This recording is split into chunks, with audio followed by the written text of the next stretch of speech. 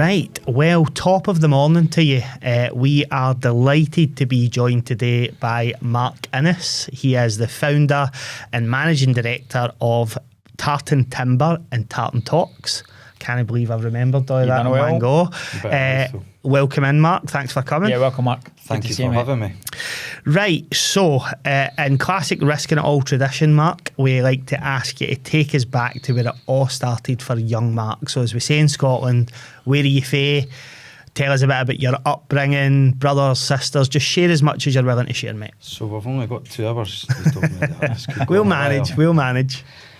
So born in Edinburgh, just outside Edinburgh actually, a wee place called Trinent. So I was born in Edinburgh, moved up to Trinent. I've got a brother and sister that are both younger than me. I lived in Trinent my whole life, went to school there, had childhood friends there that are still friends now.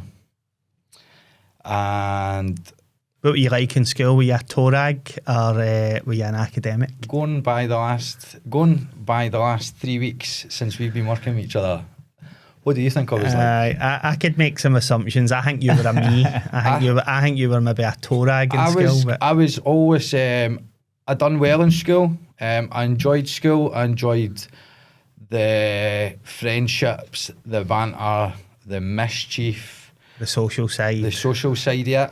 Enjoyed the learning side as well. But I've always been a bit rebellious. So to sit in a seat for 8 hours a day and look at a chalkboard. That's what it was like in primary school, isn't it? To then go to high school, which is a bit different. You're doing different subjects and stuff, so your concentration spans needs to be a bit shorter for the hour subject you're in before you get the banter in the corridors going to your next class and then your next class. I enjoyed school for the friendships and the camaraderie, is that what word I'm looking for there? Yeah. More than I did the learning, the getting up every morning to go and see your pals. Aye. Comes across me to be a likeable lad in school, right? A good pal, good bunch of mates, and good laugh. Aye, probably to some people, aye.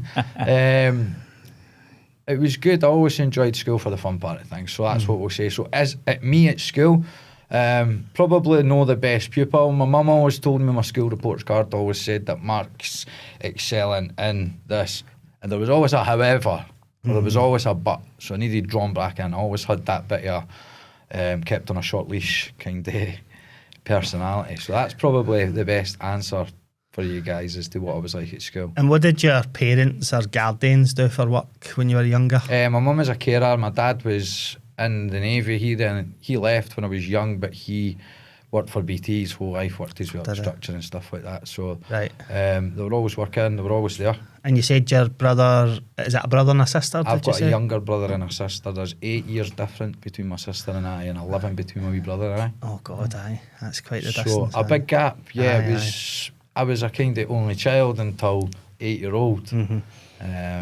But we're still close, we still speak a lot, we still speak most days, and we've got a good relationship. I know how that feels, mate. There was 14 years between me and my next. So, you know, I was... God, you've told me that before, actually. So, you know, when I was a wee toddler kicking about the house, you know, they were already up and just about working, you know. So it was different dynamics from a family, but really good, though. It's funny how you say just about working. So back then, at 14, you were just about working now. Oh, aye. 24, some folk are still not working. It'll change days, My first job was when I was 12.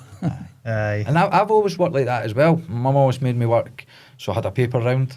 I worked in a restaurant washing dishes, which I absolutely hated. I was like a kitchen porter, but also then after that, when I got kind of to a mature enough age, I was serving the plates and stuff, and it was in the local area in Trinent. It was a restaurant called the Tranmere.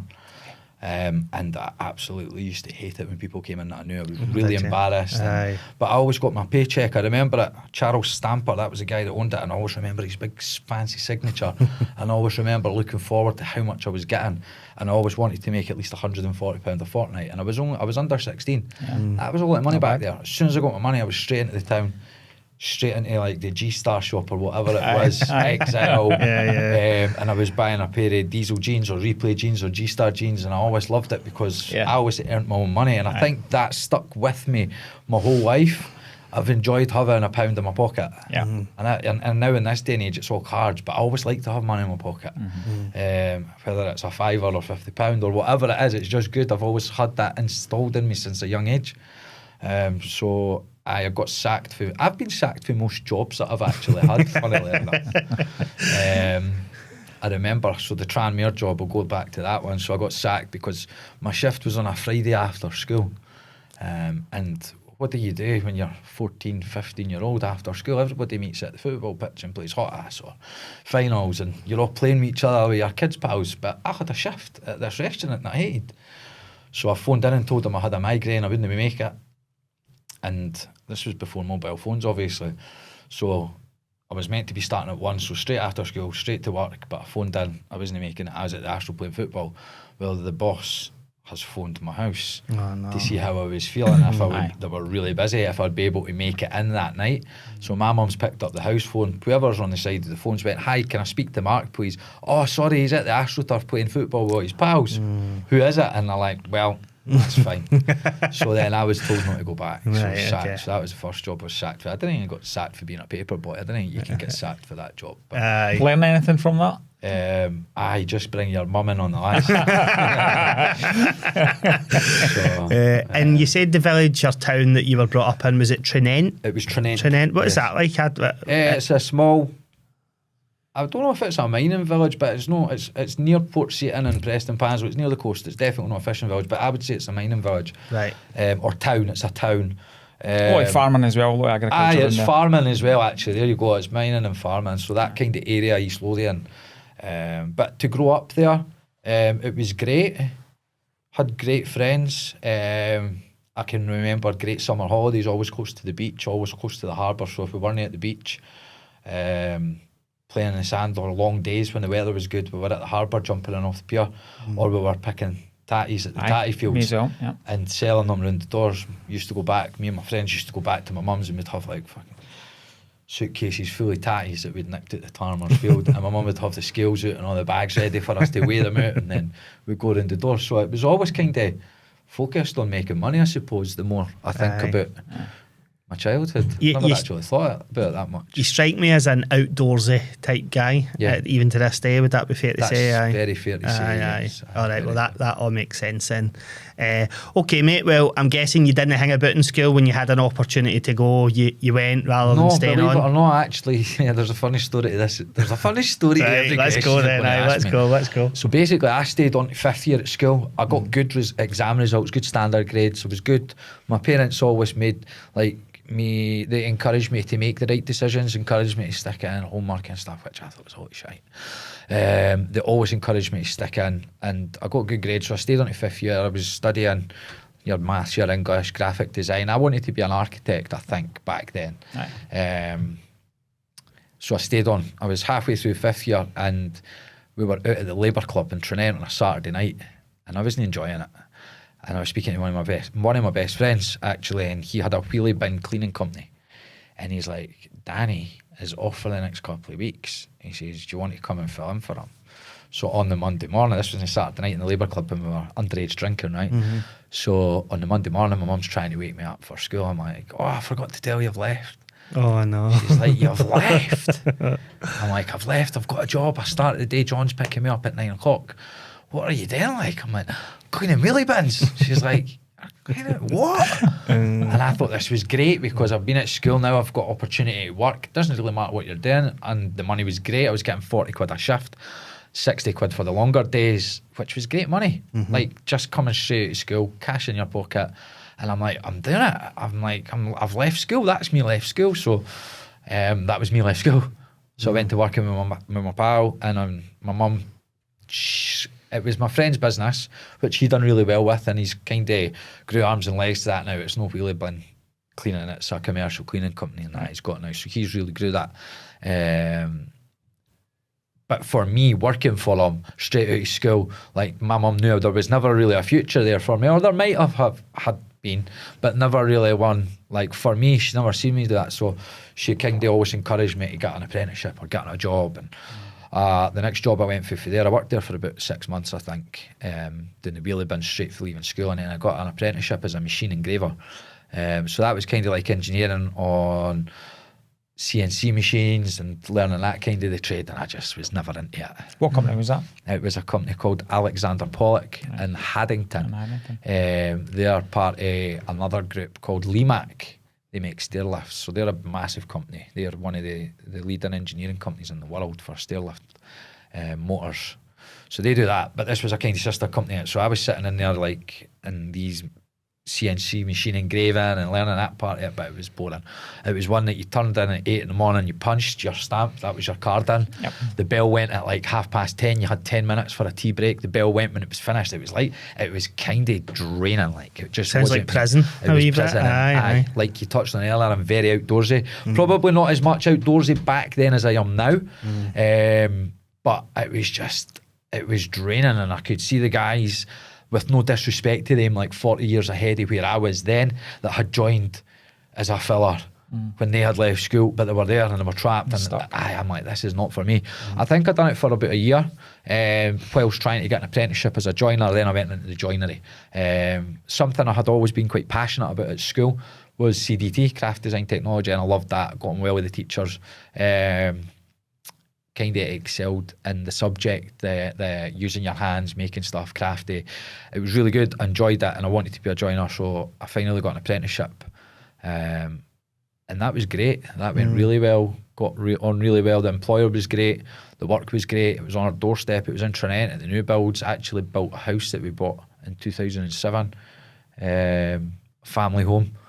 So we built it on the site and that as well, which was quite a nice story of our family home. Do you know what? I think that story, if anything, tells you into it. It's like, see when you finally find something that you just like, or even that, dare I say it, that you don't hate. Yes. Like, I think that's just what so many people among us are craving. It's just like, I just want to do something that when I wake up in the morning, I don't think, oh my God, another day of this nonsense. I actually think that it's like a chronic pain for people now, though, their jobs. Like the majority of people in society do not like their jobs. I don't know the percentages, but I would assume it's a very high percentage. So I think, like, I've got bulging discs in my back, right? And that's a chronic pain for me. I know how to manage it.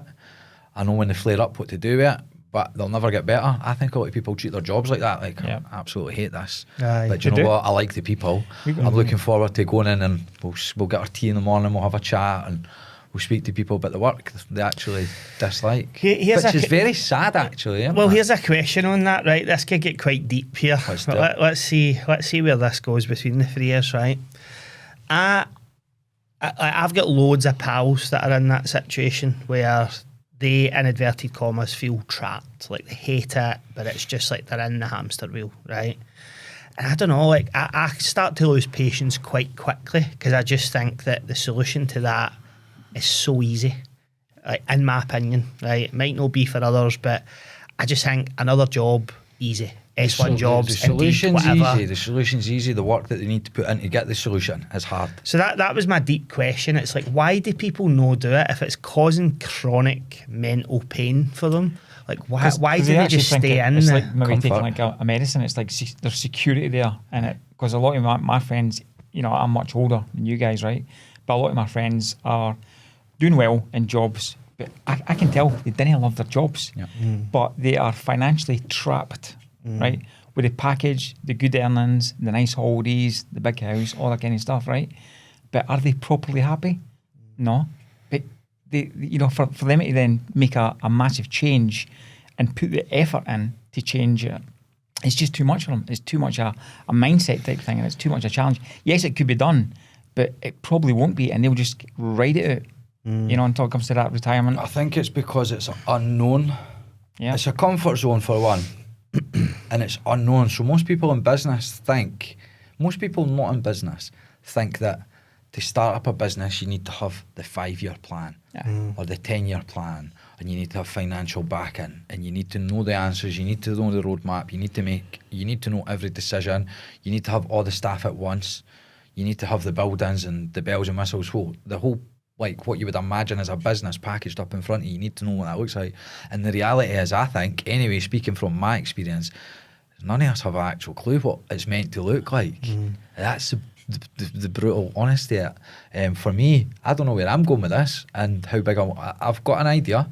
And to get there, I've got an idea as such. But we just need to keep making mistakes one after the other and find out what's not working. We need to do less of, and what's working, we need to do more of. and then hope that we didn't run out of money in the way of doing it. And as long as the kind of decisions that you're making are calculated to a certain extent, I'm going to be doing this all day. Like, because we're all guessing at different levels. That's what my experience is. So to answer your question, a lot of people that are in these jobs are probably safe and they're secure. They know their mortgages are going to be paid. They know if they want a holiday, how much money they need to tuck away to the side, or they want a night out, or they want a new pair of, or they want something nice. You know what I mean? They know how to get to it. They know how to budget it. But if they're going to start up their own business and work on something they're passionate about, it's unknown. You know, does that kind of answer that question? Aye. I mean, I guess it's open to interpretation. Everybody has an opinion on why somebody wouldn't just take action to get themselves out of something they hate. Some of it might just be driven by the period or phase that you're at in life. So that point that you've raised is a valid one. You'll also have people that are in their 20s still living with parents doing a job that they're just miserable in. Because it's very difficult to buy a house now. Yeah. Very difficult. So another question I had for you, mate, right? There's a thematic, I think, that's arised on this podcast and other people in business that I talk to. People like you and me who weren't particularly academic, no bad pupils, but just didn't do that well in school compared to folk that go on to college and uni. But they always seem to get attracted to the old craft and design. Love it. They always say, like, we've had so many guests that have sat across phase and said exactly what you've said, but like craft and daft, as it was often referred to in Glasgow. Right, okay, I've never heard that. Loved I've never it. heard of that as well, actually. But Aye. Why do you think that is? Like, do you think it's because you're either one of two ways? Probably must just fit a stereotype, or that type of person is attracted to these types of things and they show these types of behaviours. Maybe it's just a kind of personality trait as such. Aye. I mean, personally, I loved it, right, at school. You know, I think it was because... we just called it tech. It's craft and design, right? I think it's because... Loved it. The teachers were brilliant, right? And they were really passionate about it. And they really cared. They properly cared, right? And, you know, you've done extracurricular stuff. You'd go to the weekends, you'd build go-karts, you'd take it to Donington and stuff like that. There's just stuff about it. It was more than just school. And you would give up or I would give up, and so would my friends give up lunchtime to go and build something. Go and do something. It's like... It's amazing. I think it must be because of the stimulation you got for it, or the sense of achievement that you got for it. Aye, definitely. I bet you, if you looked at it, right, so I know just through working with you that you're the type of guy in your house, for example, that can turn your hand to anything and sort it. I am utterly useless, right? I pay somebody to do every job you can think of in my house, because unless it involves sitting in front of a computer, I'm a wizard there. But with that, I can't do a thing. I bet you would also find a thematic that people that loved that kind of craft and design thing ended up being quite good with their hands. Well, let me flip that question for you then, because you've just kind of said that you put you in front of a computer and you're quite a wizard, and then you're no tech minded. Like, so I don't know, you would probably speak to you're not craft and daft minded. That's probably again a personality trait as well, or a something that aligns, like people that are tech minded aren't really practically minded. Do you know what I'm going with that? Aye, definitely. All right, interesting. Well, we've ended up doing a couple of rabbit holes here, but that was good. We've righted everything that's wrong with the world. I've not scratched the surface with that yet. So you had your kind of apprenticeship as a joiner. How long was your apprenticeship in the end? 4 years. So 4 years. I actually never got paid off, and I never got sacked for that one, but I got made redundant. If you can, as an apprentice, 3.5 years into it. It was when the first recession was of my time that I can remember. I'd been working anyway. That's when I got paid off. What happens when you get made redundant as an apprenticeship? Do you need to find somewhere else? Basically, the building industry came to a bit of a standstill. I maybe got the dates wrong there. I don't think it was 2007, because the first crash was 2000. Was it 8 or 9? Is that right? So that's when that would be right. So we built the house in 2007. It was round about that time. So 3.5 years into it, I could have done my skills test. There was no work. I couldn't get anybody to finish my last 6 months of my apprenticeship, and I ended up going to the Navy. Oh, did you? Where fast forward, I got kicked out. But I was in there for 2.5 years. And I went there probably because my dad had been in it, and he told me the life that he had been for it. At this point, I had started going out in my local area. We were getting to that age, drinking, drugs, no like problems with it, but it was just all about, and just starting to get into trouble and whatever like that. So it was like, we spoke about it, and it was probably a good option to go to, and broaden my horizons, see the world. So 2.5 years I was in the Navy. Joined up as a weapons engineer, which was basically an electrical engineer on board the warship. Right. What is that like? Which was great. Well, I don't know. I got kicked out before I left on the ship. Right. So Okay. basically done basic training. And then I went to do phase 2 training, which we were learning the job, what we would have been doing, and I passed at that as well. And I was in holdover, waiting to join my ship. So I was actually fully passed out, ready to join my ship, and I got kicked out. So my first warning was for actually standing up for somebody that was getting bullied during training, during basic training. So I got 3 warnings during training, basically, and I got discharged unsuitable during training. They said that I never grasped the basic concepts of turning from a civilian into a person of military. So Right, basically, the 3 minor warnings, the first one was standing up for somebody that was getting bullied. It was an African guy called Cisse. I always remember it. And he was getting bullied because, well, he was getting bullied. He was a racist. He was getting bullied against race. So I was standing up for him. And everybody that was in the situation got pulled out. So he got a warning, I got a warning, and the 3 guys that were bullying him got a warning, and they just split us up and back classed us, so put us in different classes. So that was the first warning. It was a minor warning, it wasn't a big deal. The second warning was for getting caught in the birds block at the weekend. So obviously male and female blocks are separate, so I got caught in the birds block after a Saturday night out. Sitting in our blocks, we were just having a drink, a few of my mates, a few of theirs sitting in our dorms, and they done random inspections. So we got caught, so we got a warning for being in the birds blocks, accommodation blocks. And the third warning was for getting caught driving about the base. So basically I was in holdover, which I was waiting to join my ship, and I went into the sports centre to do some training with my PT, and the sports centre to the dorms where we lived on HMS Collingwood was massive. It was about 1.5 miles away up, and I'd forgot my trainers. And he says, just take my car up, go and get your trainers. So I drove up, got my trainers, and was driving back down, and we drove past my divisional officer, and he's like, is he then driving? He's a trainee. Yeah, so you're not allowed to drive in there? Trainees aren't allowed to drive right, about. okay. So I kind of tried to fight it, because I'm like, I finished my training, I'm waiting to join my ship. It was a bit bullshit, to be fair. So the 3 warnings were like, you never grasped the basic rules of the military, of being in the military. These rules are there to siphon out people who can't stick to rules. So basically, like, you've been discharged. I got discharged for 12 months. I could have reapplied and joined after 12 months. Most of the times it's 2.5 years if you get discharged for the forces before you can reapply. Right. So it's very minor, and to be fair, it put me on course for a different track. It set my life on a different trajectory. So I would have been very different. Probably wouldn't be sitting here today if I had remained in the forces. But I'm a great believer that everything happens for a reason. Aye. So wasn't it for you then, I was kicked out, but that's again being rebellious. Goes back. There's a deep rooted probably trauma in me of where this rebellious side comes from.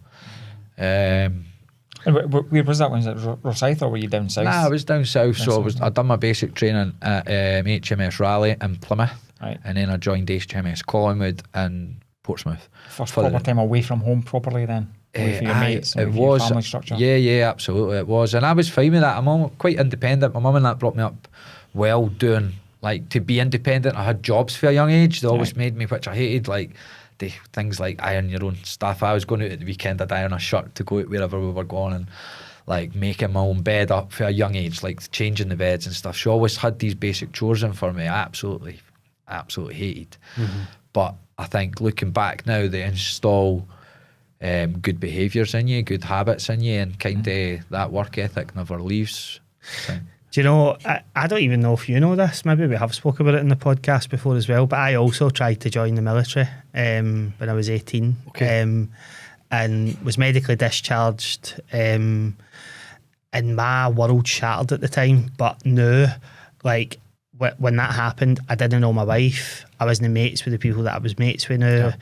Like, I'm pretty sure the war in Iraq or the war somewhere started no long after that. So, like, within a year, I remember thinking, God, like, A, thank God that didn't really happen, but B, how different could my life be now if that didn't happen? And I did join the military. I joined the TA. The Weekend Warriors. Last year, did you say? No. It lasted a year. It lasted a year. Right, okay. I was probably 21 or 22. Why did you join the TA? I needed a bit of structure, actually. I wasn't going wild, right, but I needed a bit of structure. I thought And I thought this would be good. And I was staying just south of Edinburgh, so there was plenty of military operations just at Collington and Greghorn and stuff like that. So I joined up and started to enjoy it. And then I just got absolutely bored with the How do you get out of the TA? Is there as big resigned. and they can just let you out like that because you're still a civvy, aren't you? Yeah, it was like less than 12 months, so you're still a civvy.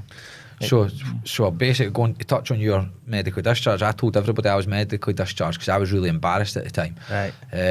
Looking back on it now, there's no point in lying because it's just a chapter. But you think your world's over, don't you? I remember the day I got kicked out. My mum and that were on holiday. They were in America with my wee brother and sister and stuff, and I was at the door waiting for them when they got back, and they were buzzing because they thought I was back to surprise them, and I'm like, I've been kicked out. They kicked me out. They kicked me out the house because at this point, I don't know how old I was. I was 20, probably 20, 21-ish. So they're like, nah, you're not staying here. They've kicked you out. Like, you need to find your own fate. Aye. But I like that. But I think today that would never happen, ever. It's like, all right, you want to come back in with mum and dad, son, and you come. You can be here as long as you want. You need to stand on your own 2 feet. I like that. Like, well, good luck surviving. I know, I never knew what I was going to do. I was like, so what was the next step? My life's over. My life's over. Well, basically, I found a flat. My mum and that helped me find a flat. I needed to get a job. I trialled a couple of jobs, like just to make sure I had money coming in. It was like delivery driver for Domino's. I had my scooter licence and stuff. I was delivering. Lasted a couple of weeks, got sacked because I never turned up because I hated it. Like, there was loads of stuff, loads of stuff. And then I worked at, then I found a job I actually wanted to do was Arnold Clark's, selling the cars. Done that for a couple of years. Went on Network Rail, worked Network Rail for the overhead lines for a good few years. I think it was about 8 years or 5 years, one of them. Can't remember. And that was right up until recently, a couple of years ago, probably 3.5 years ago now. Right. So we're getting to that point of the podcast. It's called Risking It All. Yeah. So we know at some point you've risked it all to enter the world of business. Before we get into that, can you remember, was there like a singular moment that you had where you thought, I could maybe do something in business myself here? I always wanted to start up a timber merchants, right from having the passion for craft and design. I never wanted a timber merchants then when I was at school, but like when I got the apprenticeship as a joiner, and I'm like, I didn't want to be cutting the wood, I want to be the man selling the wood. I thought it would have been better. There's pros and cons to it all, but I always thought then it would be great to have a timbers merchants, because I knew the banter you get on the site. Imagine having a place where all the builders and the joiners and they're coming in on a daily basis, they're coming to you, you're the man for the staff, and it's just great because it's very much so a relationship business. That's probably my biggest struggle right now, is because it is very much so a business relationship. It's a relationship with businesses. It's a relationship business. Everybody's got their relationships. Even my friends have got their relationships with their suppliers and that already. And that is great, because what happens is the people that do start coming to us, they never leave. Like, our customer retention rate's massive because we supply quality products. We have great customer service, and that's what people want. So when they come to us, we never let them down. It's really good. So what were you doing at the time where you thought, right, fuck it, I'm going to go for it here, I'm just going to start this timber merch? Hi all, sorry to interrupt the podcast. We'll get back in just 30 seconds. This podcast is brought to you by Jolly Media Marketing. If you are a business owner and you're looking to grow your brand and generate more leads, then Jolly Media Marketing can help your business do exactly that. Our team focuses on video-first paid advertising. We create engaging content and we promote that using targeted campaigns that will consistently bring in new customer inquiries. We also help businesses with SEO and GEO, which is generative engine optimization, helping AI search engines like ChatGPT and Gemini find your brand. We also arrange podcast appearances, PR, out-of-home advertising using billboards, and organic LinkedIn strategy consultancy. All designed to help your brand be seen and help new customer inquiries arrive into the business every single week. To learn more about how we help businesses grow and to see if we can do the exact same for your local business, go and visit our website at www.jollymediamarketing.com. Speak to you soon. So basically, I was working with Network Rail, and we had a property investment company. and we've done a few property education companies with a well-known person in Glasgow who's probably a better salesman than he is educator.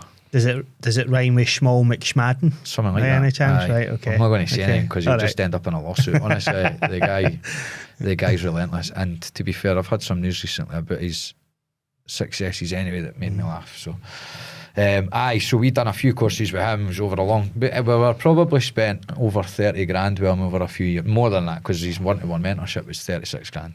So we probably spent over 50 grand with the guy in training courses in 5 years. God. Round about COVID time. We need to start selling courses, John. Sounds like it. Aye. It was quite crazy, but anyway, so I was working with Network Rail in the last year. We were doing the one-to-one mentorship. We had 2 life-changing property kind of deals and ventures we were working on. One of them was a piece of land that we had acquired, and we were developing it into 7 individual units between 3 and 4 bedroom houses for residential purchase. The other one was a guest house in Leavan that we had purchased. I'm doing this again. We had purchased. We were just waiting to complete on it. The reason we hadn't completed on it is because it was bought by a bridge. I'll not go into too many details, but because we were buying it on a bridge and we were exiting through selling, through refinancing the business, we needed to get the planning permission and all that in place first before we completed on it and had the funds released. But basically 2 massive life-changing deals with the guest house and the land deal.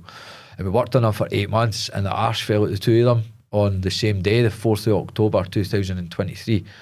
The arse fell at 2 of them. It was also the month that our one-to-one mentorship finished with said person. So he blocked our number, finished. The arse fell at the 2 deals. We were in for 40 grand on one of them because we had architectural drawings, we had site surveys, site plans, topography surveys, drilling done, everything done. Site was ready to go. And also the guest house, because we were buying it on a bridge, we had the planning permission, we had all the surveys done, how we were going to change it, how we were going to do it, building warrants ready for submission. And on the day that they were meant to release the funds, the lender had re-evaluated the property, which it was valued at 600k to start with, so we were bridging against that amongst other properties that we had. They gave us a 90-day valuation on the asset we were purchasing, which gave us 200 grand. They wanted a quick sale valuation on it, so that basically squashed the deal, so we couldn't get the lending to then do the refurb. So the arse fell out 2 of them. So we were like, I had left Network Rail, which was a secure job. Yeah, good pay. This is risking it all, like. So I had left Network Rail. These were the 2 jobs. We had the mentorship, we had the council from on and everything to do it, which was probably, it was good advice that we were getting on the projects, but they weren't airtight because it left us with our thumb up our arse, right, to say the least. So we spent all the money on the education courses, spent all the money on the land deal, spent all the money on the guest house where we had investor funding and stuff like that. It left us in a pickle. I'd left my work. We were fucked. And I was looking at Ashley, and we had 2023, we had 2 young kids. Second one had just been born, and we're like, what are we going to do? Like, I've left a secure job, I can't get back in there. What are we going to do? And we were looking at each other, like blaming each other. There was probably a bit of a process that we had to go through there. We blamed each other, we blamed ourselves, we blamed this guy, we blamed said person. Is this your wife? Aye, right, okay. and we're like, we need to put food on the table. We've got young kids, we've got mortgage to pay, we've got bills to pay. What happened? So I decided in the December, when we should be thinking about Christmas with young kids and that, I'm like, we need to start up the business. I'm like, look, I was always wanting to set up a timber merchant, so I was like, let's just go with it. I says, we need minimal start up, because all I need is customers. I need a supplier, I need a customer. So I spoke to everybody I knew that might buy timber from me, and I spoke to my friend who works in the sawmill, and I'm like, I need prices. And basically then I had these 2 parts. I'm like, we need somewhere to operate from. So I never had any money to get a nice fancy yard or that, so I was chapping farmers' doors, and I was asking farmers if they had any areas that I could use to stock my timber whilst we delivered that and started the business. And one of the farmers actually said to me, I've got this, I've got an old junkyard down the bottom there. He says, if you clear it, he says, if you keep costs to a minimum, I'll pay for the clearing set, skips, uplifts, whatever it's going to be, and you can have it. Aye, and I'm like, right, okay, that's great, let's go and see the yard. So we went to see it. There was caravans, lorries, diesel tanks. There was 4,000 litres of red diesel. There was loads. I thought we were going to find the body in here, honestly. Mental. But we got to work, and it was in the January 2024. We registered the business, got the bank account set up, put in our first order, and every single person, we got the yard ready. We had the excavators in. We phoned the scrappies to come. So we cleared this whole place. It looked absolutely fantastic. We got our first orders, and then I phoned everybody that said they were going to buy stuff for me if I got it, and all of them were like, we use Travis Perkins, we use Juicing, and we've already got her. I'm like, right, okay. So I just went gung-ho with the socials. I don't know how far you've ever looked back on any of my socials, but I hired a piper to pipe in my first lorry load timber and pumped that in socials, ran competitions. Anybody who spent £1,000 with us got a bottle of Macallan whiskey, and nobody bought a £1,000 order, so nobody got a bottle of Macallan. I'm like, I've opened a business, why is nobody coming to me? And I just thought, like, you start up a business and everybody starts phoning you and buying shit for you, and like, and because of your experience and just before that and starting that business, financially, how did you actually start to fund that? So basically, we had some money left over that we put in our first order of timber. Basically, our first order of timber was just like £9,000. Aye, and then I bought a van on finance. Financed the VAT. Everything was kind of like finance. We have great credit ratings, so that helped us. And you bought that first batch of timber directly from sawmill. We've got money for our parents and that. Everything's cash with the sawmills. Not cash, but everything's like cash accounts, so you have to pay pro forma.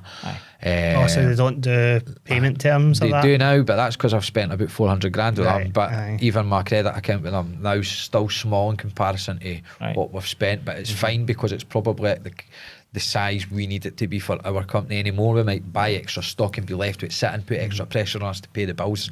Do you know what I mean? So we're kind of, the accounts that we've got with our suppliers now are manageable. Things have grown rapidly, but it's great. Like I was saying, it's due to the merit of the business, the way the business is run, like the way we look after our customers.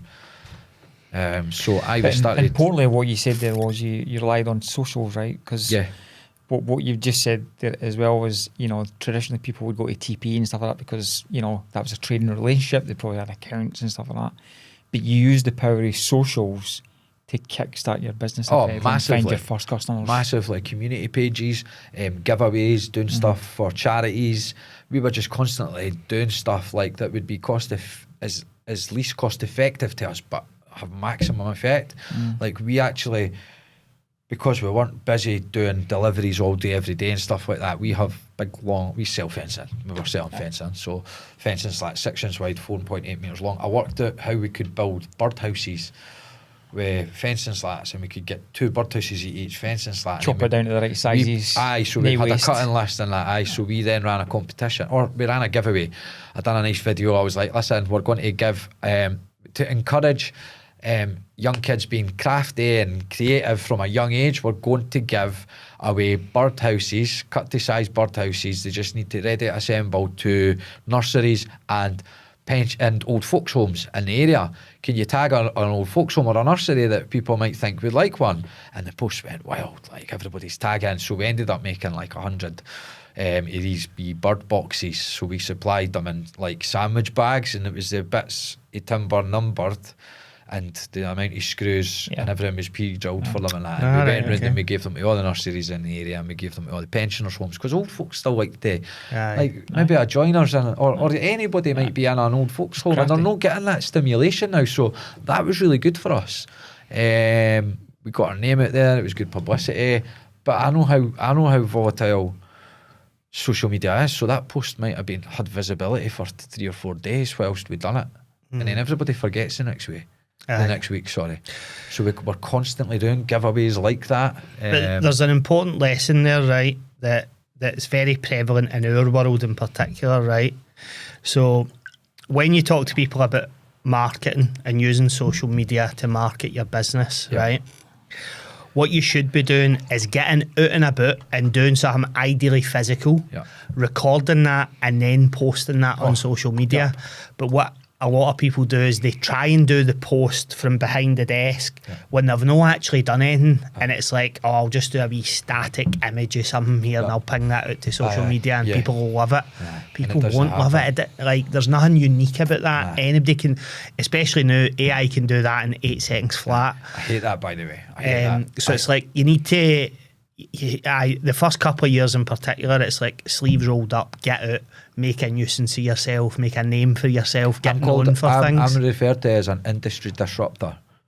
So I don't know what's happening. Like, I've blocked out all my competitors, or what I wouldn't even say competitors. These companies that are well established in my area, they've got all their own customers, they've got all their own businesses, they do the things that they do.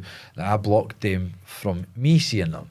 I don't want to see what's going on, because it puts me, it gives me I know where I'm going. I've got I'm blinkered, I've got my visions, and I do what works for me. I like to share the journey. Now, nobody wants to see a post of a picture of a sleeper saying these sleepers are 20 quid today.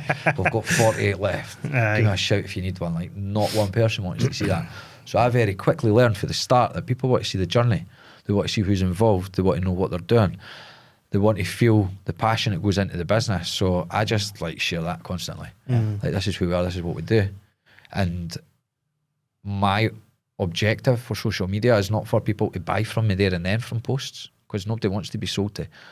When I see people selling on social media, I automatically revert to the wee guy standing outside the restaurant in Tenerife saying, look at my menu, come in and see. Like, how often do you go into the restaurants? You're just like, thanks mate, I'm not hungry. Your belly's rumbling, man, you're starving. But because they're there trying to ram it down your throat, you're like, catchy. We go the opposite way. So I'm like, I'll just share what we're up to. I'll share the feelings, I'll share the values. The values is a big thing for us. And then hopefully we're in the forefront of people's minds when they're in a position that they're like, oh, I need a new fence. Oh, we'll go to Tartan Timber. They're a great company. They've got great staff. They look after their staff. They've got great products, because that's what drum we're banging. So that's where I am with that. Also, our followers, probably 90% of them will never buy off us. But if they're at a party and they're speaking to their auntie, and their auntie goes, oh, that terrible wind at the weekend, our fence blew down, and they're like, oh, what about Tartan Timber?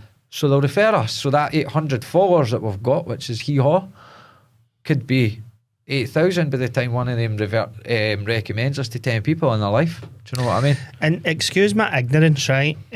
But, you know, clearly we've touched on it. I'm not a practical guy.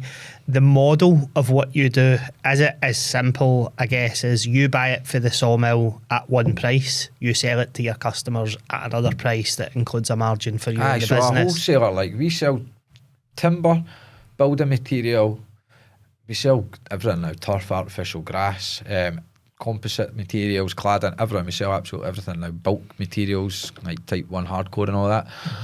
But we buy it from a manufacturer, we stock it, we store it, and then the general public or the construction industry companies all get in touch with us and put orders in.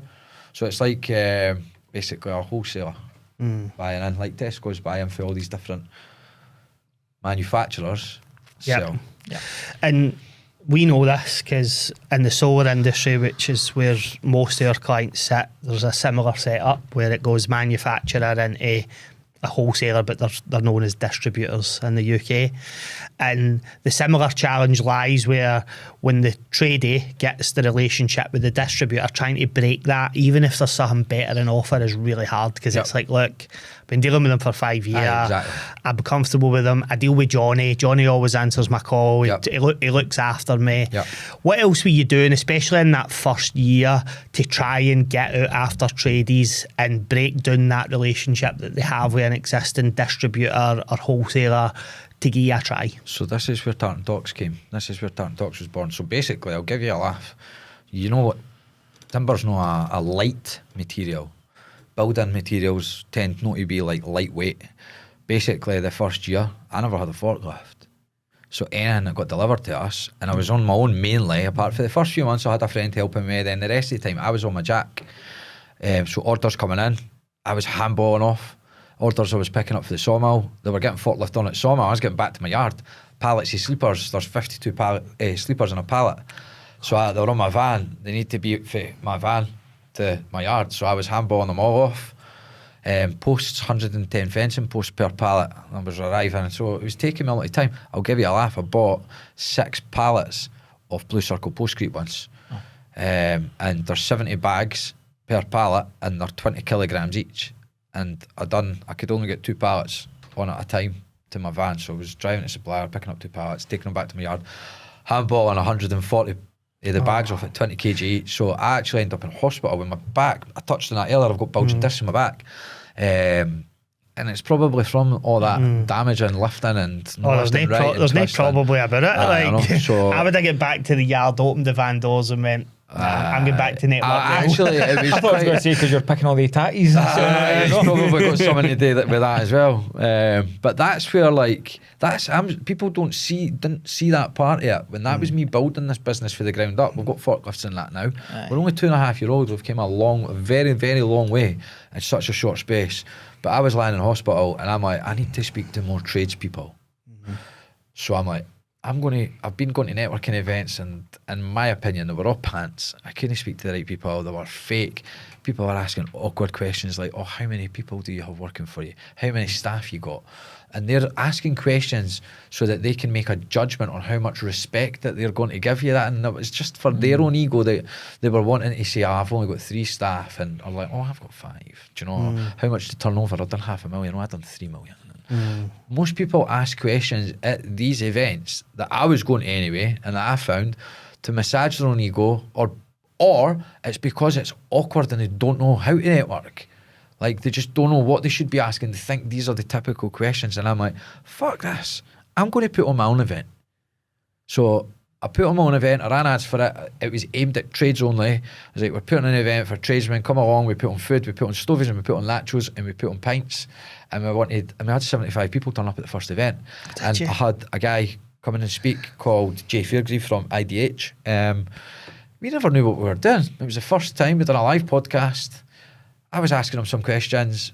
Am I allowed to swear? Aye, you've sworn about fucking 20 times. I know, I just like, you're not going to stop me now. I was shitting myself.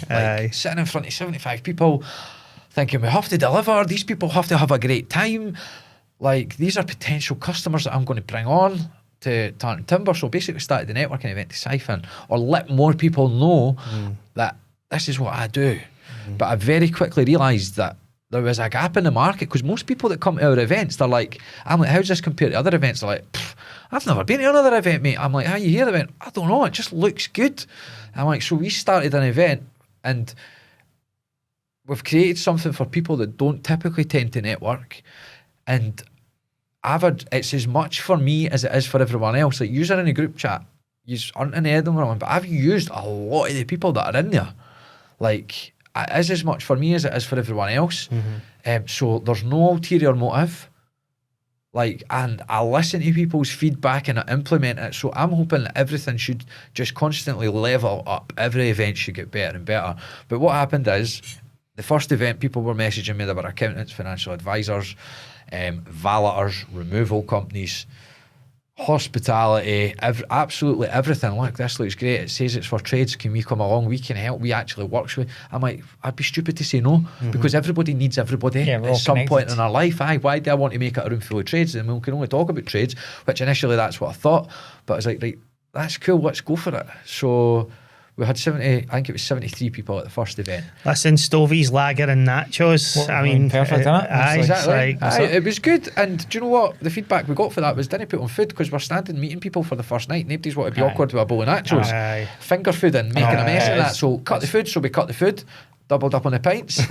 Actually, funny story, right? I used to have a bottle of tequila on the table, loads of shot glasses, and when you got your name badge, you got a shot of tequila if you wanted. Aye. Right, and it went down really well with everybody. But then I had another guy who was helping in the business, Connor, great guy, really helpful. His and I's vision, we parted ways because his and I's visions were definitely not aligned. And he's very corporate. He was HR for Amazon. Some of the things that are very me, and I believe what makes Tartan Talks what it is, and Tartan Timber, and a lot of my personality shines through in my businesses. He's like, you need to get rid of the tequila. People are coming in and they're screwing their nose up. And I will listen to him and got to do it. But do you know what? People that were coming in and screwing their nose up at it was probably the wrong room for them. And now they didn't need to have a drink, but it was kind of like a bit of a pre-qualifier for the type of person that would come in. So you come in and you didn't want one, you didn't need one. But you didn't need to screw your nose up at it. And if you're that type of person, and it's the wrong room probably. And I turn people away and I didn't phone people to tell them about the membership after that because I'm like, we've got a great group. We've got a great community. It's really growing fast. And I just think the wrong types of people could actually spoil that or manipulate that or change that. So I don't know, we might get a bottle of tequila at the table tonight. Who knows? Some stories, I love stories. So. Again, I am putting food on tonight. All right, okay, I am putting food on tonight. We've done it because the night's at the Oranmore. The night's a very busy event. It's a big one. Tonight's like a bit of a relaunch in a way, I think. There's going to be 3 times the amount of guests for the first time than there is members. We're only just trying to get the Glasgow side started. It's been, nothing happens overnight, and I know that now, but it only started in February. Like we've got February. We've got over 80 members already in the Glasgow side, and after tonight we'll have well over 100. That's massive to do that since February, only meeting once a month. So importantly, the reason you started it, I guess, was to initially get in the room with some of these tradies, try and get a relationship going, you know, come and speak to us at Tartan Timber. Did you find that started to happen, or were you still having to work really hard? It never worked at all, right? And that's when I realised it really is a relationship business. One of the biggest things that I support for, that I like push and bang all the time about Tartan Talks is we're not here to sell. So I never try and sell to these guys, because it would be unfair for me to say, listen guys, you're not allowed to come along here and just self-promote and sell. At the end of the day, we're all here to get more business, and I get that, and that's why we're here. So to a certain extent, we're here to talk about our businesses, but we can't be forceful in that, because it just pushes folk away. So I don't really, they know what I do. I just keep turning up, keep having conversations, and what's happening now is people are giving us more shots. Can you quote at this? This is us a couple of years down the line for the Edinburgh side now. But what happened in January there is a lot. I have got a good few customers for them, some incredible customers, to be honest with you. And what happened in January and February there, which are traditionally quieter months anyway, especially for general public biomaterial, 100% of the orders that I got for Tartan Timber came through Tartan Talks members. Oh God! So it really did work. Yeah. It really did work. Just took time. Aye. Good. All right. So was Edinburgh running for a while before you started running Glasgow, and how did Glasgow come about? Was that people contacting you going, I want to come, but Edinburgh's a bit far away, or did you just see the opportunity after getting Edinburgh up and running? We've been running the Edinburgh one since September 24, so about 8, what's this? So about 18 months? About 9 months after I started up Tartan Timber. Right. The reason I started it up is because I was in hospital and we started getting quieter. I'm like, we need to get more trade business in the door. So started it up then. So we'll be 2 in September for the Edinburgh side. God, I so will. And the member retention is about 80%, probably a wee bit higher than that. In January this year, we had 19 members. So we only started the memberships in January 25. Because I thought, all these people are coming, they're all doing business with each other, they're paying 20 quid a ticket, I'm not making any money, it's a lot of time and effort. And then speaking to a financial advisor about it and that, it's like, you need to do memberships, mate, annual membership. It's only 240 quid for the annual membership to start with. We had 19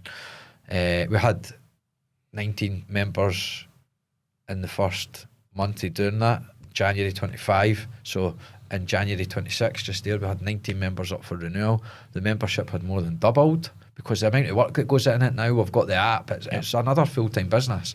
More than doubled. We had 19 members up for renewal, 19 of them stayed. Good. Yeah. I was blown away, and I was in. So this is my business as well. It is, the Tartan Talks is my business, and I'm like, we've got people coming from all over the UK now. We have people come up from London. People see me on LinkedIn and that. Not every month and not all the time, but we've had people travel up from London. Last one, we had people from Newcastle, people coming from all over Scotland. And when I had 19 members up for renewal, and the 19 of them retained, and then we had an event where 30 new people had came along in January. We also had our members that were going along to that. It was a busy event, and we had like 20 of them join. I'm like, I've got people coming from all over the UK, specifically Scotland now. I need to start a Glasgow side up, because that'll cover both ends of the country. I'm like, how many people are no travelling because of the distance? So we started the Glasgow one up. Like, I probably wouldn't have went if it was Edinburgh. Like, I just can't be fucked. Exactly. Through that MA. It's like, you've got the wee one, the wife, the business. 5 o'clock, try to get through the M8. No. Unless there's a Tartan helicopter. Next year. Next year, Got a forklift now, hopefully. We've got a forklift. And all right, well, Tartan transfers.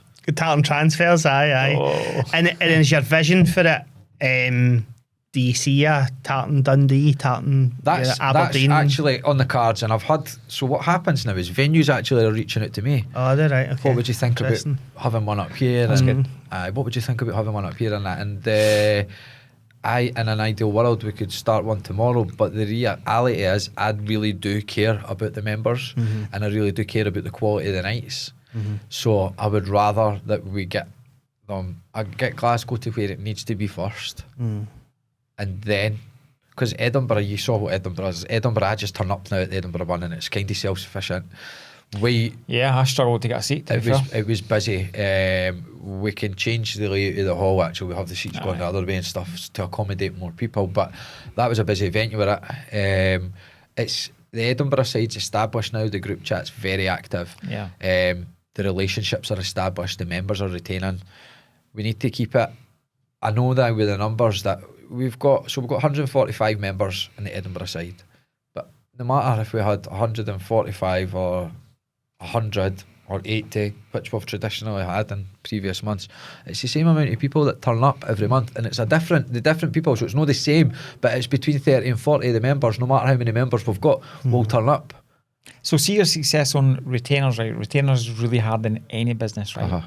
And although you're setting things up, you know, you're doing your bit at the start, and the format is good. You're very much allowing the members to then take over and, you know, build that community and build on each other. So with regards to retention, right, there's probably minimum amount you can actually do after you get it set up and get it running. Then it's other people's kind of looking after each other. Yes, well, we do things. We do quarterly activity days, which the only costs that are incurred are the costs of the event. They're non-profit, but they're to get everybody together. Outside the normal working environment, like we've went to the Lost Shore Surf School, we went whitewater rafting, clay pigeon shooting, we done Ben Nevis last weekend, we done a 20k walk over the Pentland Hills in Edinburgh, and the next one that we're doing for a Q3 activity day this year's a section of the John Muir Way where we'll stop off on a Sunday and get Sunday lunch, a few pints if people want to do that, and on the walk, it's lovely, it's a beautiful walk. I manifest the weather, everything that we do I manifest the weather, right? I'm telling you, it's got to be a cracking day. 4th of October, and these types of things are good for membership retention because it gets people doing things they've probably not done, like the amount of people that came to do Ben Nevis. Now we kind of, it's a mountain, there's dangers there, and there was people that were coming weren't too fit, but it got them out training towards it, and the goal for them was never to summit it because they know their limits. They wanted to just come along and have a good day, and they done sections of it with other people in the group, and they chatted. We put a bus on, there was chats on the bus on the way there. It's a full day, so all this kind of stuff. And alongside, we've done transformation challenges, we've got running clubs, we've got walking clubs that are in it, like breakouts of the big chats. This isn't really happening in the Glasgow side yet, but it's happening in Edinburgh, and there's people like that are really pushing themselves, and it's transforming their lives, inspiring them, and it's really quite amazing the amount of people that do send me messages for me, like to say, listen, really thank you so much for setting us up. I was really felt alone in business, or I really would never have done a 5k, far less climbing Ben Nevis, and all these kind of things. It's really making a massive positive impact, which is really good. So all these things that we're actually doing additional to the nights, the in-person nights are just a small part of what actually goes on. I need to showcase very, very, very different from the network events that you described at the start of the this one where you go and get a business card and say, hi, I'm John, I'm a joiner, if you need a door hung, give me a phone. And in my opinion, that business card goes in the bin because it's just moved on to the next person and done the exact same thing. Like, scrap that, let's actually show an interest in who you're talking to, and how can we help?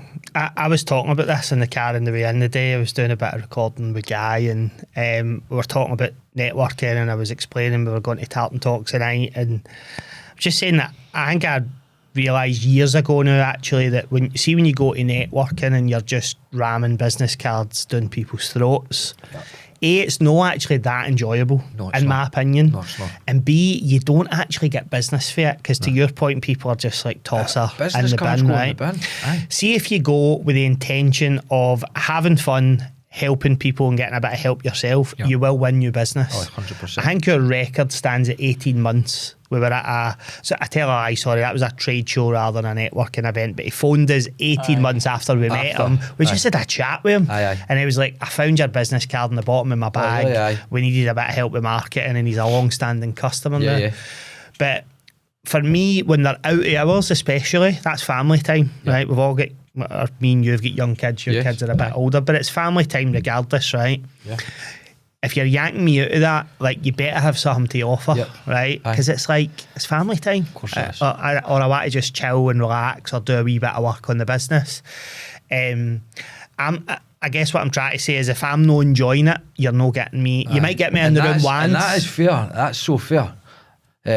So what I think is, well, what I know is we set the tone at the start of every single event. I'll either ask a question, I'll say, listen, put your hands up if you're here to buy something, and nobody ever puts their hand up. And I tell everybody, I say, look around. I was like, remember that when you're talking to people. I was like, nobody's here to buy. I was like, show a general interest in who you're talking to. What we like to encourage people to do is bring problems and challenges that they're facing in their business and talk to other business owners about it, because if you don't leave with the answer, hopefully you'll leave with a few different perspectives to go and try, because all problems in business are transferable. Like, this is a bit of a running joke. So we've got, as members, we've got a midwife, we've got a doctor, we've actually got a dentist now, we've got a funeral director, right? We've got everything in between. So we have, that's honestly, everybody laughs, like, we have got cradle to grave. Exactly. We've got something for all stages of life.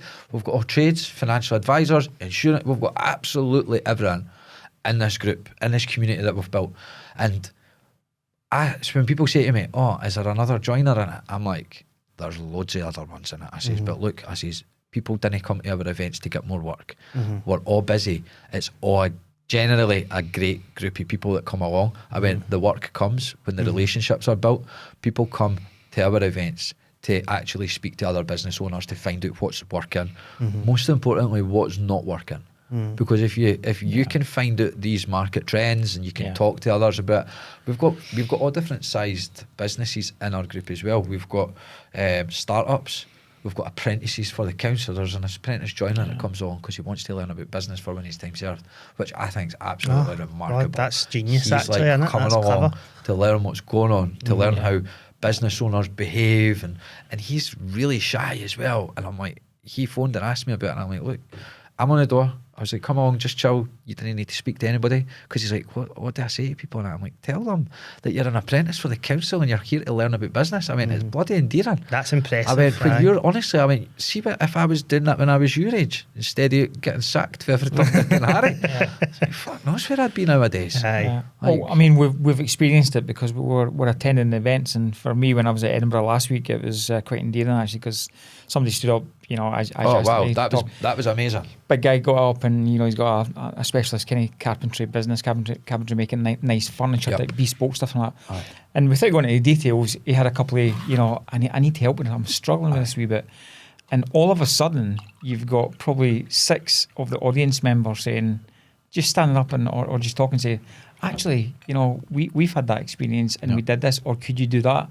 And, you know, it just kind of ricocheted around the room. And that probably took up more time than what you planned for that particular person. Aye. But the community just immediately just said, that guy needs a wee bit of help here. Do you know what? I would have hated to have been him in the morning though, because he had so much to think about it. And he was like, he actually stood and listened to what everybody was saying. He looked round at me and he actually scratched his head like that, and I thought, oh, I mean, this is great because he's got all these different ideas and perspectives, but it shows the strength. It shows you the strength. People with different experiences from different businesses, by the way, completely different businesses, not connected, just offering that help and guidance. Aye, definitely. I think, see if you view it as like, so that point you raised a funny one, like, oh, is there another joiner there, right? So like, we're bringing another marketer along to tonight's event, right? And I think, see if you just flip your mindset and view it like everybody in the room owns a business. The makeup of every business is the same: marketing, sales, operations, finance, admin. Let's say, right? They're the 5 pillars of every business on planet Earth, no matter what they do. And if somebody's struggling with a particular pillar, it doesn't matter if you're a timber merchant, if you're a marketing agency, if you're a doctor, a dentist, whatever. There's probably somebody in the room that's a wee bit further ahead. They've made more mistakes than you. 100%. To your point earlier, right? Let's cut through the bullshit. We're all making it up as we go along. Right, watch the YouTube videos, watch the podcasts, read the books. It's all noise until you're in it and experiencing it and just making mistake after mistake after mistake. You didn't learn to swim by reading a book, do you? Exactly. So if there's somebody in the room that's already made that mistake 10 times before, does it matter if they're a competing business, a joiner, a marketing business? It's like, have the conversation with them. All right, cool, you've done that before, tell me a bit about it. Or I've done that before actually, and here was your experience with it. Oh God, aye, that makes sense. So I know a funny story, right? So probably like our 8th or 9th get together in the Edinburgh one, there was a guy, and from time to time, so we never have 2 events the same. We bring in different speakers, we have live podcasts, we talk about different things, but also it's very important for everybody in the room to get a chance to know who's in the room.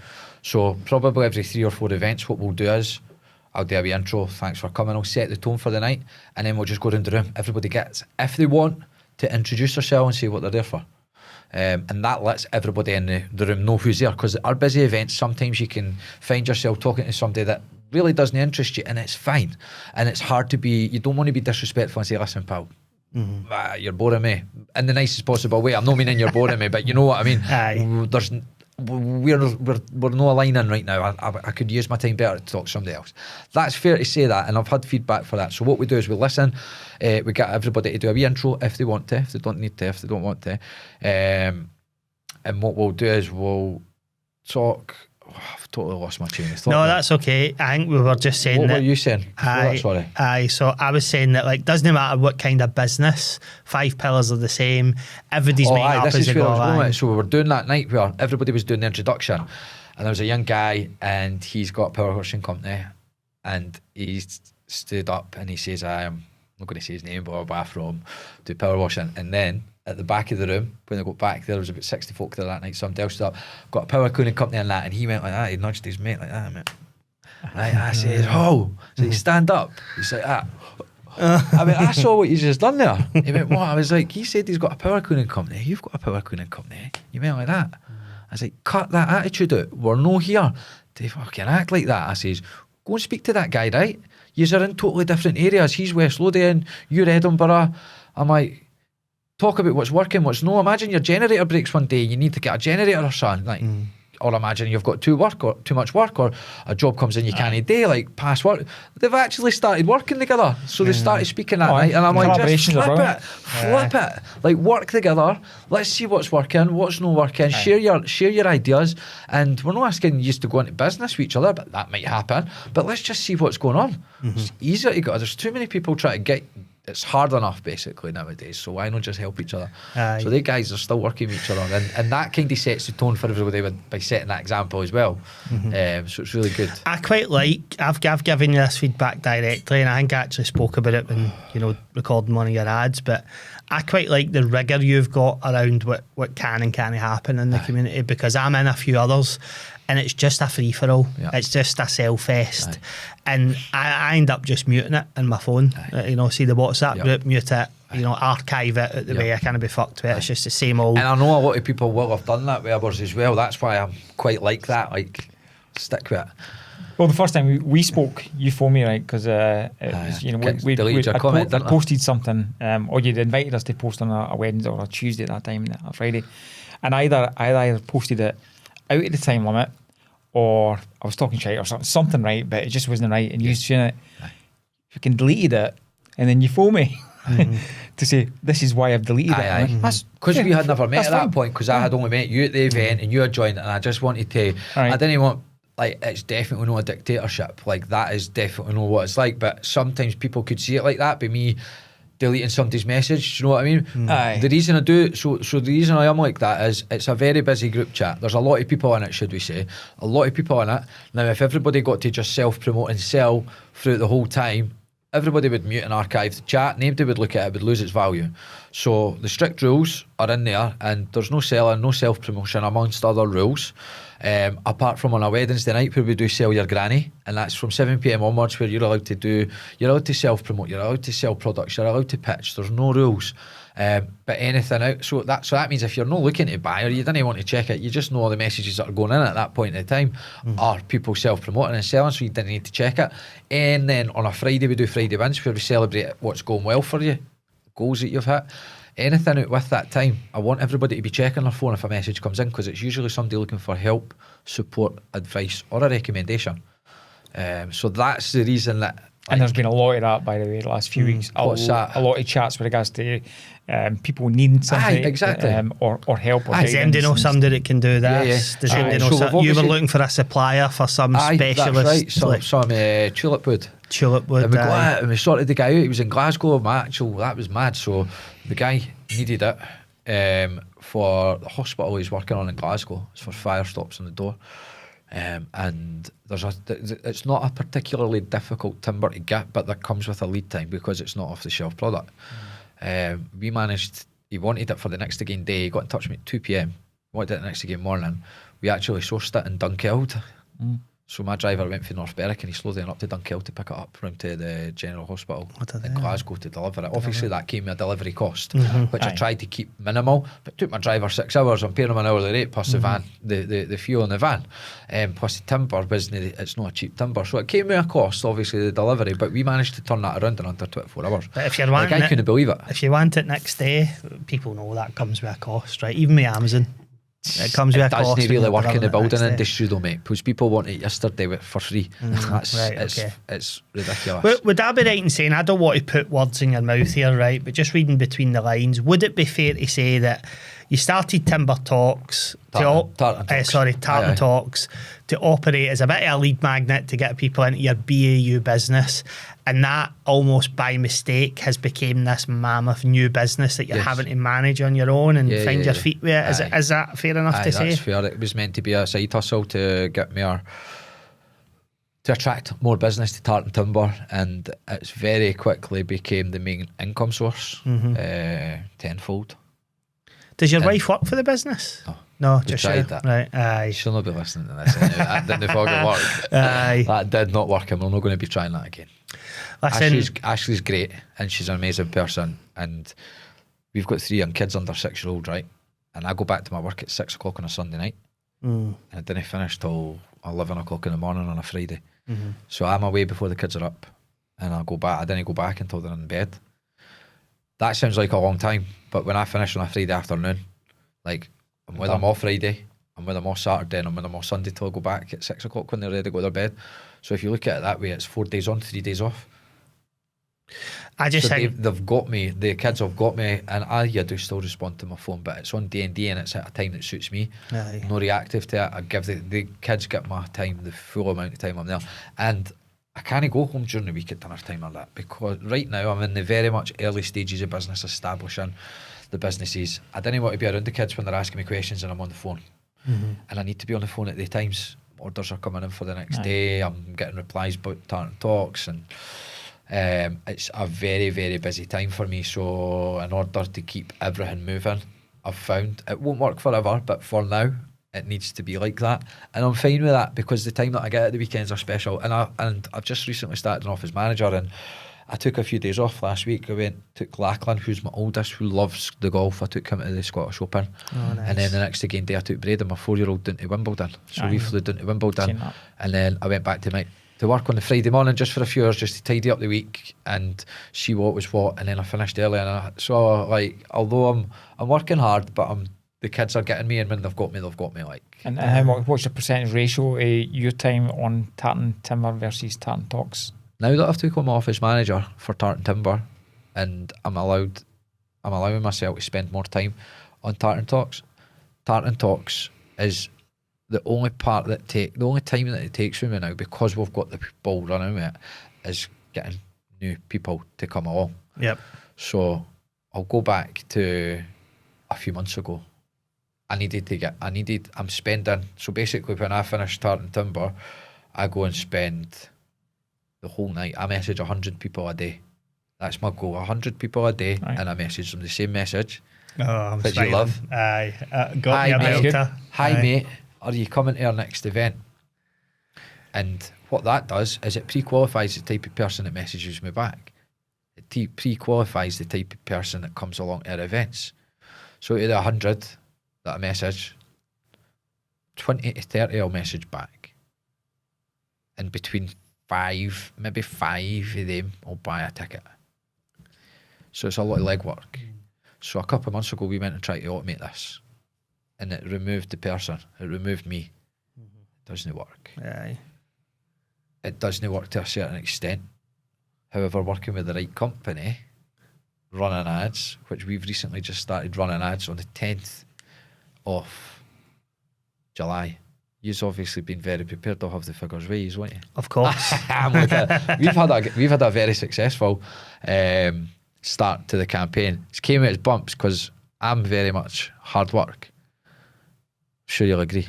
This is the time when you can comment, remember. Well, listen, what I would say, mate, if you're asking me to be candid, right, is no, I would say that there's very few clients that we work with that are easy work, if I'm honest, right? Of course. Clients are just hard work, right? Of course. A lot of the times it comes from a really good place. People are just, it's their life, right? It's their baby, they're passionate about it. Sometimes people get stressed to the hilt, and that makes you communicate differently. All of the above that you're talking about now. So it's not that we don't understand it, and we certainly don't judge it, but we also, like you, have team members, and you need to make sure that, you know, they're happy, clients are happy, and finding that balance is fucking hard, right? It's hard. Sometimes it spills over one way or the other, and you're like, what do we want to do here? So I think what we've experienced with you is certainly no end that we've not experienced before and will not continue to experience, mate. It comes with the nature of dealing with busy, stressed out, and passionate business owners. Exactly. That's it. But the moral of the part of me getting onto that part was the amount of publicity, visibility, and sales. Most importantly, sales. It's not even most importantly sales, because the visibility is just important, because when I'm messaging, so I don't just randomly find 100 people and message them. Like I do.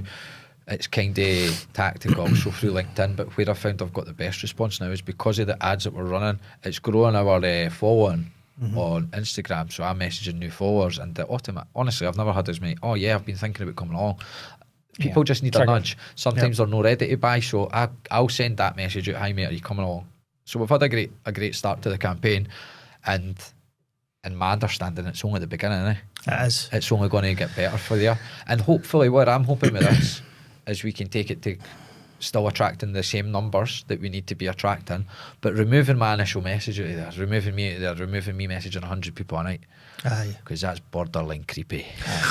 Well, listen, mate, a couple of things, right? So firstly, on your message, we both smiled when you said about the initial outreach message that you send, because I fell hook, line and sinker for it, right? Well, no, really though, because you're the right type of person. And I'm right. Great. But I smiled because, unbeknown to you, when you sent me that message on LinkedIn saying, hi mate, you coming on Monday, I screenshotted that and sent it into a chat that I've got with John and Barry to say, who is this guy?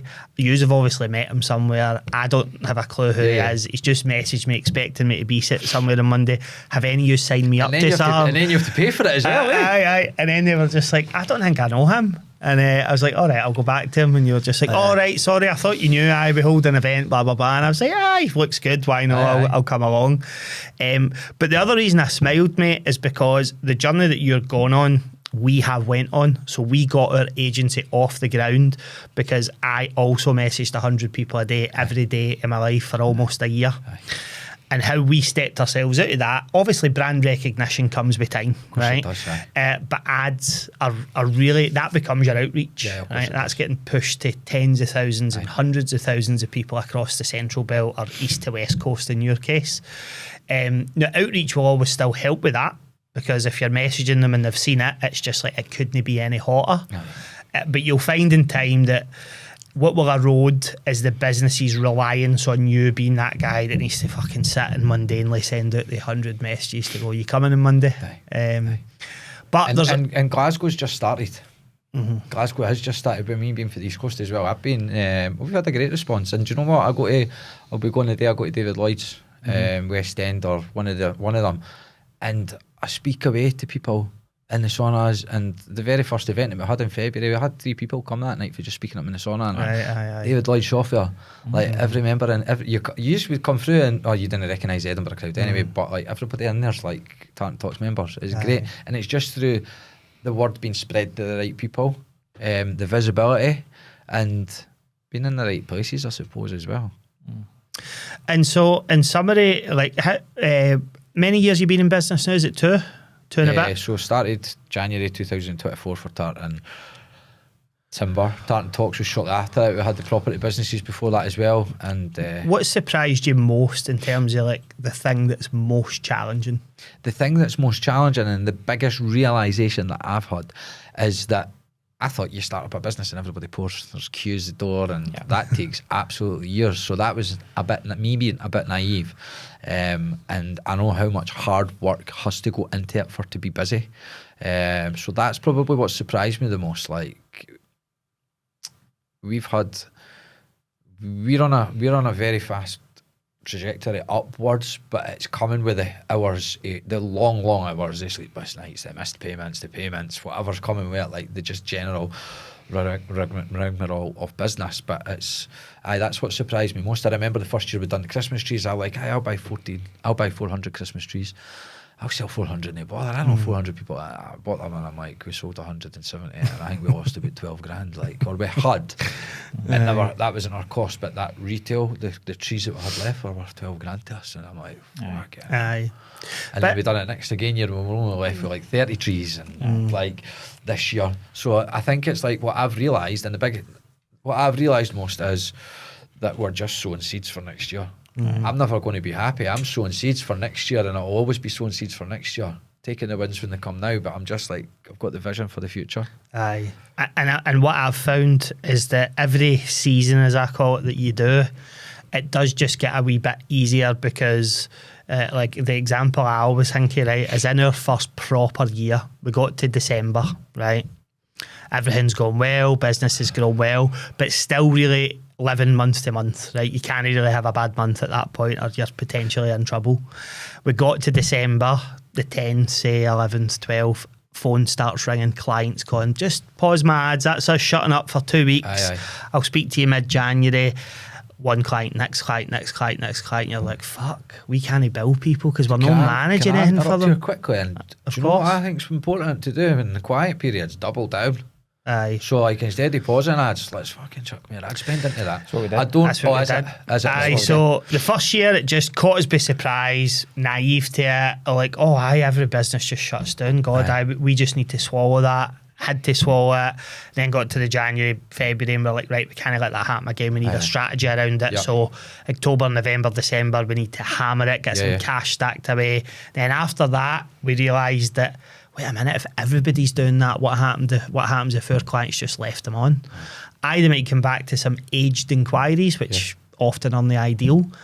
But what happens when people are on holiday? Scroll time increases. What happens when scroll time increases? Your ads are shown to more people, more clicks, also, more if inquiries. You're on holiday, you feel better, so you're probably more inclined to buy. More time. Aye. So the last couple of years, that's exactly what we've done. Is we've highly encouraged our clients, leave them on. Everybody switches them off. Aye. That way, you've got a bit of an advantage. But we could only do that because we had been through that first season and went, fuck, like we've dropped the ball. And then you learn the seasonality and the cycles. It's and funny you say this. So Jordan Grant was on our first ever podcast for Glasgow. I don't know if you know Jordan. He's got a company called GGM, Glasgow Garden Maintenance, and that was something that he said. The most important thing about being in business is knowing your seasons, and in your quiet time you grow. So in your busy time you're ready. And I've never really hit home when he said that. So July there, we've just had a really quiet month. Not really quiet, but it's quieter for it being in the summer. Everybody's on holiday. Well, it's holiday season, and what happens as well is when there's sporting events on, there was a World Cup, the building industry kind of comes to a halt. It's quieter. So Jen, our office manager, started, and up until yesterday, she's like, Mark, this is like quiet. It was scary quiet. Like, I remember, so that was our third holiday season. There's the trades, the Edinburgh trades, the first 2 weeks, the Glasgow trades. It's holiday season, school holidays, like it was very slow. And she's like, I can take some time off if you want at this time. And I'm like, no. I was like, it's important for us to double down now. Keep calling the customers, keep speaking to our existing customers, look at our aged clients, look at who's not bought for us, touch base with new clients. And she's done that. And then it's very crazy. So in our industry, it's like somebody just turns the tap on, turns it off. Well, yesterday was absolutely ridiculous. Billy's out this morning, that's my delivery driver, absolutely ridiculous. Like, so he started yesterday morning at 5:30. We were still in the yard last night at 6:30, loading up for this morning's deliveries. He was away, his first delivery drop was 7 o'clock this morning. I had 2 other deliveries, so he'd done 3 deliveries by 7:30 this morning. Away back to the yard. And he's got his day sorted as well, his full day, so like it's just like, boom, it's back on. And when it comes, and it's been quite as you know, a bit of a difficult time. So because I removed myself from that personal messaging and trying to get new people to come on to Tartan Talks the last 2 months, we've had 2 very quiet events. You were at the last one, I think there was only about 18 people there. That's like the quietest event I've ever had. The one in Glasgow. Aye. That was a bank holiday. It was brilliant weather. I know, but the one before that was like that as well. But I know how to make the events busy, and when I'm in the driving seat with alongside a good marketing company like yourself selling a ticket, it's like it can only go one way. So you need to insulate both businesses, don't you? Right. So you put a lot of effort just now in Tartan Talks, exactly, right? You can't keep the eye on the ball of Tartan Timber. No, that's right. How are you balancing that? By working for 6 o'clock on a Sunday night. That's not scalable and it's not healthy and all that kind of stuff. No, but the reason it works, that's why I keep saying for now, is because I'm trying to figure out the people that we need to bring into the business in order for us to be able to manage it better. Because it's easy to say, I will bring in X, Y and Z and they'll just do it, but they need to be able to do the job well, because if not, it's just a hemorrhage. Yep. And they need to learn the job, and the time that still needs to be spent by myself on it. Right. And so we spoke about the kind of biggest challenges that you've encountered since starting. What do you think's been the biggest high? That could be like a singular moment or a period of time that you've had in business where you've sat back and thought, oh, this is fucking amazing. Like there's something actually happening here. Like I'm buzzing. Probably a problem that I've got with myself is I never actually sit back and reflect how far that we've came. We've done a lot. We've done a lot actually. But I actually never sit and reflect, and in order to probably grow further, I should probably do that more. Quite hard on myself. I just feel like because I never, probably a hard question that for me to answer, but sometimes when the days just fly in, the orders are coming in, there's money in the bank, but it's just money in, money out right now. That's what stage we're at in the business, and I think all business is constantly like that, money in, money out. But I think getting a new yard, and that's just been there a year. We've got our racking systems in. I think probably right now, actually, just sitting reflecting on how far that we've came in both sides of the business. And I think, mate, if I can share it, because every business owner's bad for that, by the way, but I refer to it as you're just in a hamster wheel. Yeah. You never stop and go, fucking hell, this was nothing a year ago, and look where we are now. I find having business partners helps with that, because if I'm moping and fucking, life's so difficult and John will maybe chip in or Barry will chip in and go, but look what we've fucking done this month. Like, stop greeting, we're fine. Oh, aye, you're right, actually, that's amazing. Where it becomes really important is see when you've got a team. See if you don't take the moments to stop and sit down with them and celebrate the milestones, they then feel like they're in the hamster wheel, and that's just not a good place for team members to be in. Yeah. They want to feel like that you've set a goal, you've achieved it, right, buzzing, let's celebrate it, what's the next goal? Aye, that's probably something I need to start doing, is sitting down and setting smaller goals. Goals. I just turn up every and celebrating day. Them. Aye. Talking about them. Aye. You talk it a lot, you're very active on your socials and Tartan Talks to encourage business owners to talk about their challenges and weaknesses and all that kind of stuff. But a lot of times business owners, and that's why you're asking those questions, a lot of times business owners are still really scared, to actually talk about that type of thing. But you're trying to pull that through Tartan Talks a lot. Yeah. How receptive is that message going out? Because everybody's still a wee bit guarded, aren't they? Yeah. Are you feeling there's more people, reached out and asked? So we try to do it. We do. So we obviously spoke about in the group chat. We do Sell Your Granny and we do Friday Bins. We try to do Monday Blues. were using it when we tried. I was that? in. Aye, But and it's it just tough. never, it just never worked. And do you know what? I'm no one for forcing things. We've tried it. Yeah. Business owners just suck at that. They're just no very good at going, But I think I'm struggling. That's just part of business. Is we bite off more than we can chew and just learn how to chew it as we go. Aye. But I think at the in-person events, that's where there's one-to-one wee chats and, you know, just like the guide. It's going to be important tonight to set the tone because we've got a busy event coming. 130 people. Well, listen, that feels like we are remarkably almost at the time. So that feels like a good moment for anybody that's listening. Our primary audience is naturally people in business. So if you like what you've heard, you're interested in what you've heard, and you think, I need to get myself along to one of these events in the East or West Coast, where's the easiest place for them to find you? Instagram. Or our website, Tartan Talks. That gives you a wee bit of... Tartan Talks, the website, is just for buying tickets. But if you look at our Instagram, it's a very active account. And you can get a feel for what the nights go like and how they look and the type of people that come. There's plenty of information on there. Good.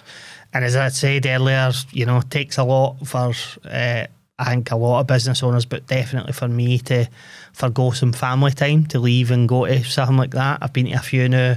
Can't speak highly enough of them. They're really, really good. They're enjoyable. They're fun. You will do business through it. But I don't come along expecting for that to happen like on the night. Just come along and enjoy yourself. Exactly.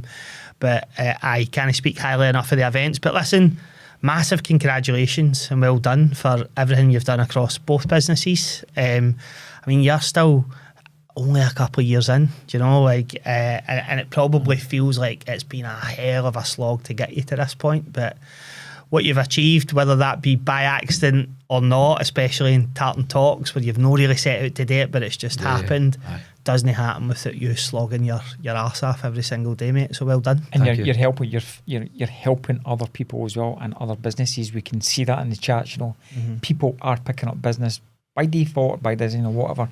We can see it. People are picking up other business through what you've created and are maintaining. And even though you maybe can't see that all the time and you don't take account, that's valuable to other people, you know. So other businesses are, you know, getting better because of what you've set up and you've allowed us into that community. So well done, keep up. It's hard work, mate, but well done. Thank you very much. No worries, and thanks for being here. And we'll wrap up there for anybody that has made it to this point in the podcast. Well done, as always. One dodgy West Coaster and one kind of East Coaster, but disguising himself as a West Coaster and one East Coaster. If you are listening and you still haven't followed the pages, subscribed to our channels, please do so. It helps more than you could ever know. And we'll be back in a couple of weeks with another episode. Brilliant. Cheers, Mark. Thank you. Cheers, Mark. Good man, mate. Right, my man. Thank well you. done. That was magic. That was really good. Enjoyed that.